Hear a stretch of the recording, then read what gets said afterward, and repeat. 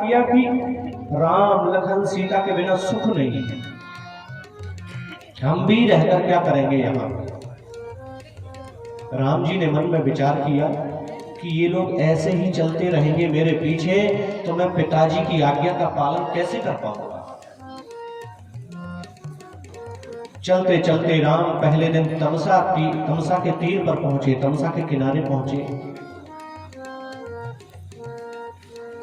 तमसा के किनारे जाकर के राम जी ने विश्राम किया। रात्रि में जब सब लोग सो गए तो राम जी ने सुमंत जी से कहा कि ऐसे रास्ते से रथ को ले चलो जहां पहियों के निशान न दिखे। सबको सोता छोड़, सबको अनाथ करके मेरे राम जी रथ के पहियों के चिन्हों को मिटाते हुए आज तमसा से निकल गए।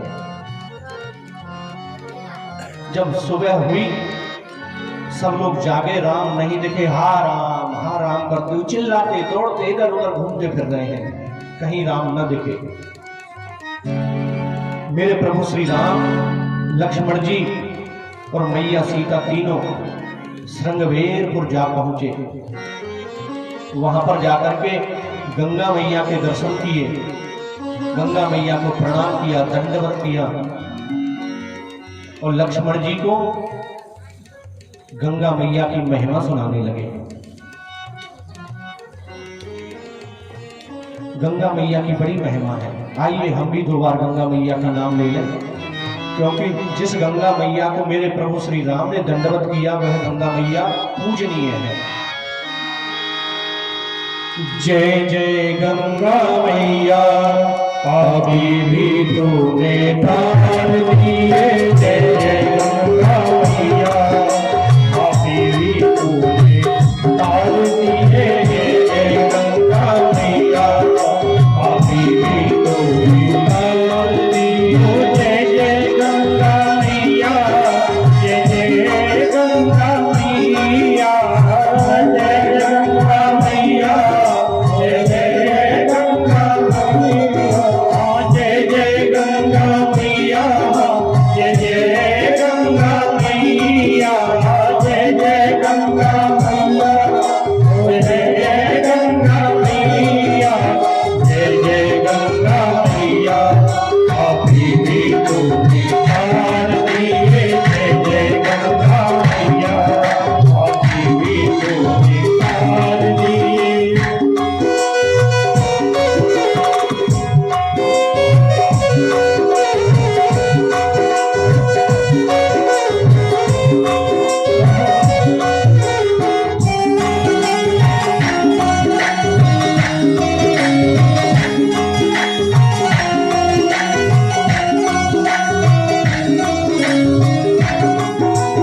हरिद्वार की शोभा न्यारी, पल नीर बहैया। हरिद्वार की शोभा न्यारी, पल नीर बहैया। हरिद्वार की शोभा न्यारी, पल नीर बहैया। हरिद्वार की शोभा न्यारी, पल नीर बहैया। तीर तीर देवन के मंदिर, तीर तीर देवन के मंदिर, तीर तीर देवन के मंदिर। ताज करे हरि नैया, अभी भी तूने तार दिए। जय जय गंगा मैया, अभी भी तूने तार दिए। जय जय गंगा मैया, जो गंगा को ध्यान करे, स्नान करे नित प्रिया। गंगा को ध्यान करे, स्नान करे नित प्रिया।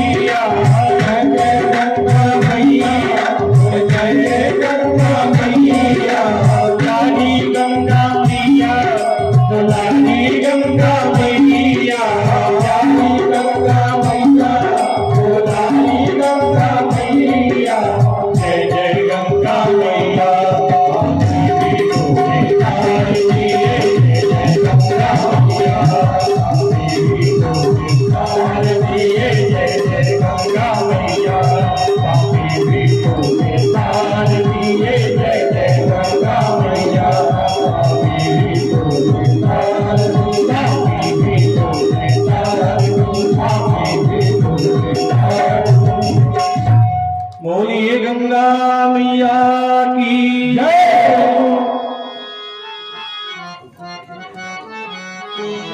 गंगा मैया की महिमा सुनाई। निषाद राजा को समाचार मिला कि प्रभु श्री राम लक्ष्मण जी हमारे नगर में पधार गए हैं। तो निषाद राज जी मंत्रियों के सहित, सैनिकों के सहित प्रभु श्री राम जी से मिलने आए, भेंट करने के लिए आए। वो संग में खाली नहीं आए। देखिए, गुरु के दरवाजे पर, मित्र के घर, भगवान के घर कभी खाली हाथ नहीं जाना चाहिए। भले ही पुष्प ले जाओ, लेकिन खाली हाथ कभी नहीं जाना चाहिए। कि ये निषाद राज में खाली हाथ नहीं आए हैं। लिए फल मूल, फल लेकर के आए, भेंट भरी भारा, कुछ ना कुछ भेंट लेकर जाना चाहिए। लिए फल मूल, भेंट भरी भारा, लिए फल मूल, भेंट भरी भारा, मिलने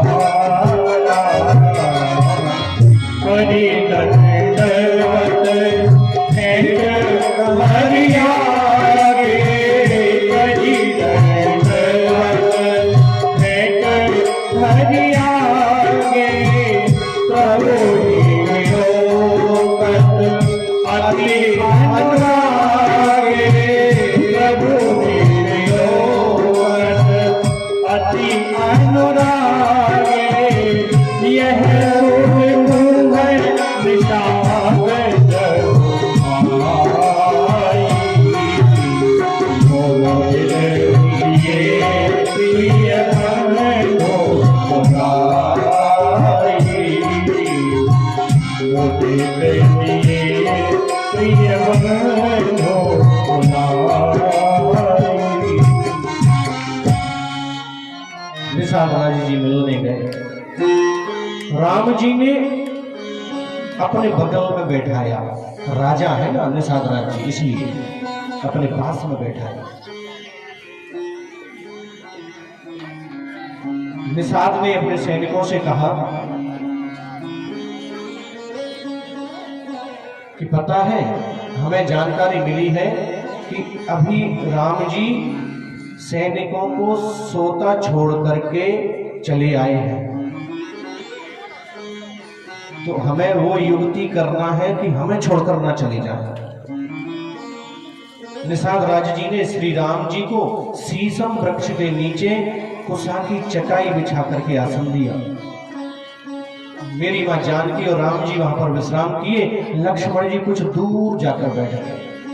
निषाद राज जी ने अपने सभी सैनिकों को पहरे पर लगा दिया कि पहरा देते रहना, रात भर सोना नहीं, पहले छोड़कर चले आए, अब हमें छोड़कर न चले जाए। और कुछ विश्वास पात्र पहरेदारों को बुला करके राम जी के आसपास लगा दिया।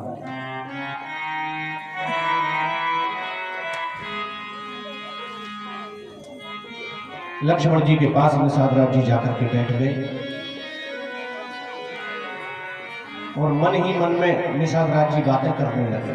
अपने ही मन में निषाद राज जी कहने लगे कि बताओ कैसी है कैकेयी मैया, कितने सुंदर हैं, कितने कोमल हैं, इनको वनवास दे दिया, बिल्कुल दया भी नहीं आई। लक्ष्मण जी ने सुना कि ये मैया कैकेयी के बारे में कुछ बोल रहा है। तो लक्ष्मण जी ने कहा, ये निषाद राज इधर आइए जरा। पास में आए। एक बात बताएं आपको, संबंध कब खराब होते हैं, संबंध कब बिगड़ते हैं? जब हम अपनों के बारे में किसी तीसरे से सुनना शुरू कर देते हैं, संबंध बिगड़ने लगते हैं। अपनों के बारे में कभी तीसरे से मत सुनिए। कोई तीसरा कुछ भी कहता रहे, भैया मेरे को मत सुना, मेरे घर जैसा चल रहा है बढ़िया चल रहा है, तो अपनी बात अपने पास रख। तीसरे की सुनने लगोगे, आज सुनोगे, कल सुनोगे, एक महीने सुनोगे, एक महीने बाद धीरे धीरे मानने लगोगे। जैसे मंथरा की बात कहती मैया ने मानी। सुनिए मत। लखनलाल जी ने बोला, इधर आप क्या कह रहे हो? कहती मैया ने, अरे कोई किसी को सुख दुख नहीं देता।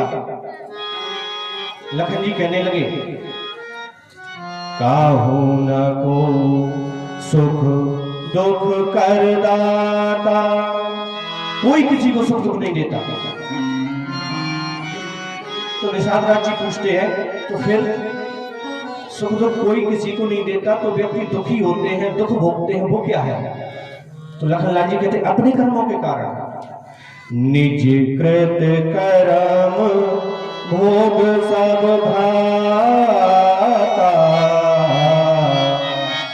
अपने अपने कर्मों के कारण। निषाद राज जी बोले कि प्रभु क्या कहना चाह रहे हो, साफ साफ कहिए। तो लखनलाल जी कहते हैं, जिसको कष्ट होगा उसे नींद आएगी? जिसको परेशानी होगी, विपत्ति होगी, कष्ट होगा, दुख होगा, उसे नींद आएगी? निषाद राज जी कहते हैं नहीं। तो लक्ष्मण जी बोले, वो देखो चकाचक सो रहे हैं राम जी, कोई कष्ट नहीं, कोई दुख नहीं। निषाद राज जी कहते हैं, महाराज मैं पढ़ा लिखा नहीं हूं, कम पढ़ा लिखा हूं, थोड़ा स्पष्ट समझाते चलिए, मैं समझ नहीं पा रहा आपकी गूढ़ बात। तो लखनलाल जी कहते हैं, देखिए सुनिए गुनिए मन माही। केवल देखने भर से काम नहीं चलेगा, देखिए फिर उसके बारे में सुनिए, फिर उस पर चिंतन कीजिए, क्या ये बात सही है? सुन करके ही फैसला नहीं ले लेना। कभी आंखों देखी भी गलत हो सकती है, कानों सुनी भी गलत हो सकती है।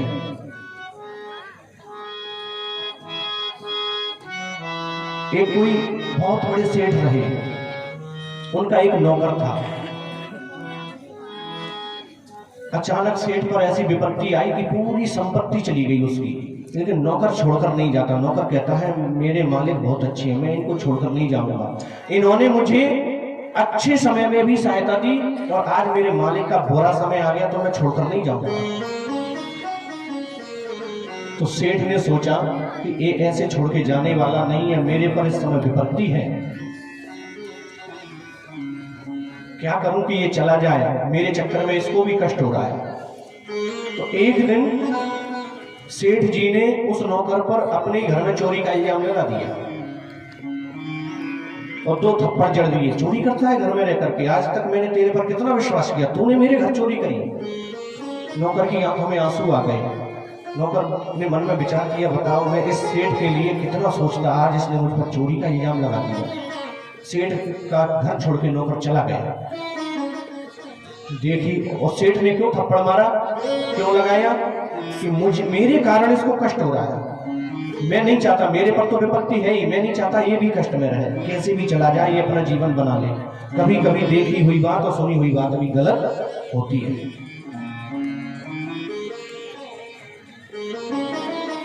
मोह मूल परमार्थ नाही, सारी विपत्तियों का जो मूल है ना, सारी आपत्तियों की जो जड़ है वो मोह है, परमार्थ नहीं है। परमार्थ जिस दिन हमारे जीवन में आ गया, सारे दुख अपने आप दूर हो जाएंगे। मोह सकल व्याधिन कर मूला,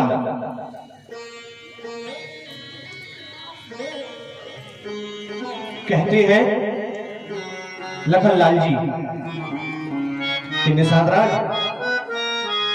ये जो संसार है ना, इसमें कोई भी जीव ऐसा नहीं है जो अमर बेल खाकर आया हो, अमर बूटी खाकर आया हो, अमर रहे। कोई परमानेंट नहीं है यहाँ, जो आया है वो जाएगा।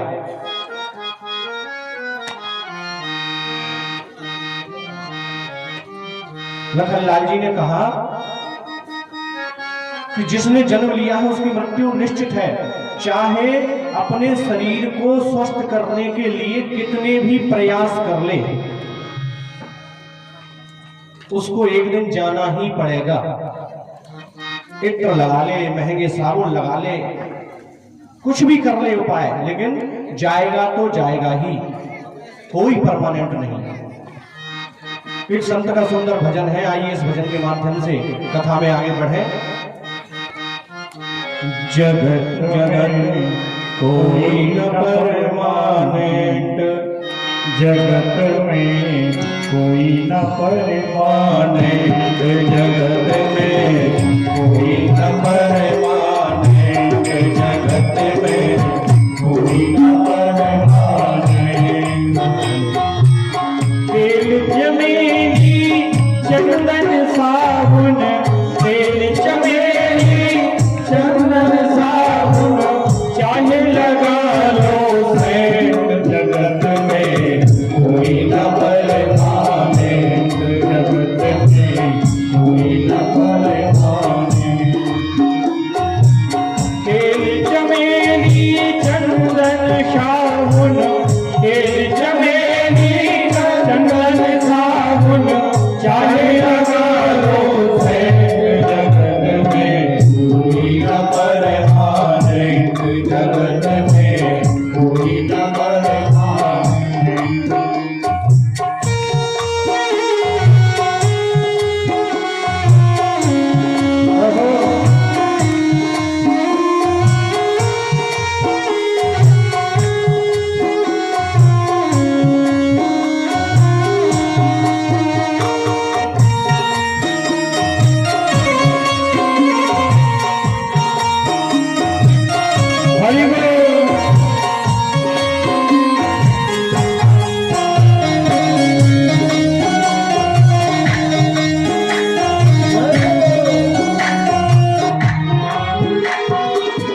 आवागमन लगा दुनिया में, जगत है रेस्टोरेंट, प्यारे जगत है रेस्टोरेंट। आवागमन लगा दुनिया में, जगत है रेस्टोरेंट, प्यारे जगत है रेस्टोरेंट। जिस तरह हम एक होटल में, रेस्टोरेंट में जाते हैं, खाना खाते हैं, बिल चुकाते हैं, वापस अपने यात्रा पर निकल जाते हैं, उसी प्रकार ये संसार भी एक रेस्टोरेंट की भांति समझो, एक होटल की भांति है। आवागमन लगा दुनिया में, जगत है रेस्टोरेंट, ओ प्यारे जगत है रेस्टोरेंट, जगत है रेस्टोरेंट। अंत समय में उड़ जाएंगे, अंत समय में उड़ जाएंगे, अंत समय में उड़ जाएंगे, अंत समय में उड़ जाएंगे, तेरे तंबू में कोई न परमानेंट, जगत में कोई न परमानेंट। तेल चमेली चंदन साबुन, तेल चमेली चंदन साबुन, चाहे लगा लो सेंट, जगत में कोई न परमानेंट, जगत में कोई न परमानेंट। हरि बोल।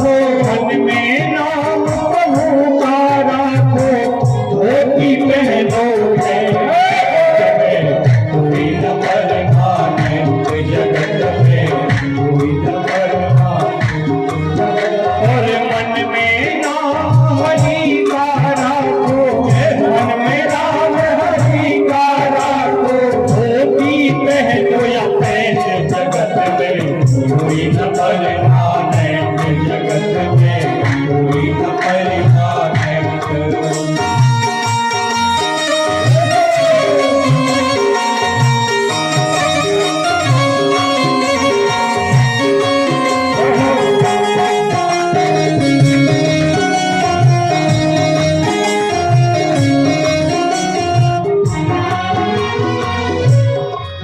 देखिए, इस जगत में कोई भी हो, राष्ट्रपति हो, प्रधानमंत्री हो, जनरल हो, कर्नल हो, कितना भी ऊंचा पद मिल जाए, कितना भी बड़ा नेता हो, उसको भी जाना पड़ेगा।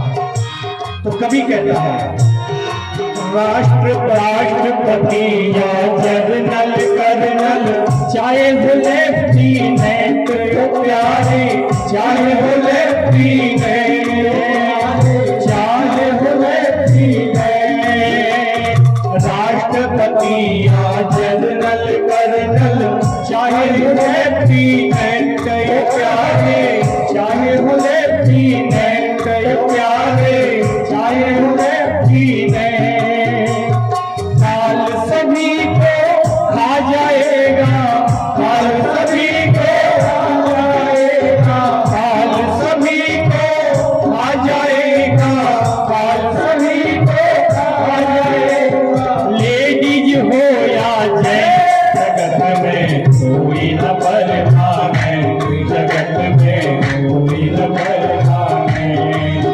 हर काल सभी को खा जाएगा, काल सभी को खा जाएगा। लेडीज हो या जेंट्स, जगत में कोई न परवान है, जगत में कोई न परवान है। साधु संत की संगति कर लो, इसीलिए क्या कहा है, साधु संत की संगति कर लो, ये सच्ची गवर्नमेंट तो प्यारे, ये सच्ची गवर्नमेंट। साधु संत की संगति कर लो, ये सच्ची गवर्नमेंट तो प्यारे, ये सच्ची गवर्नमेंट।